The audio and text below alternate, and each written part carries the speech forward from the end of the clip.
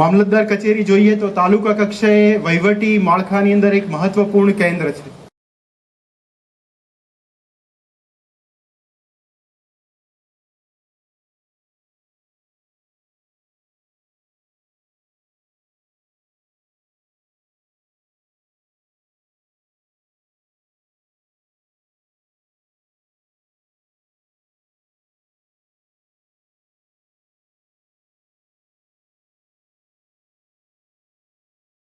રાજ્યની સરકાર આદરણીય ભૂપેન્દ્રભાઈ પટેલ અને નાયબ મુખ્યમંત્રી આદરણીય હર્ષભાઈ સંઘવી સાહેબ જે રીતે કામગીરી કરી રહ્યા છે, ભગવાનજીભાઈ સૌની યોજનાની વાત કરતા હતા.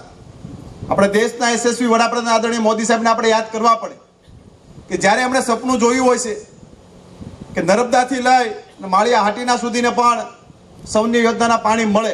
સોરઠ ધરામાં સંચરો ન ચડ્યો ગઢ ગિરનાર, ન નાયો દામો રેવતી એનો એળે ગયો અવતાર.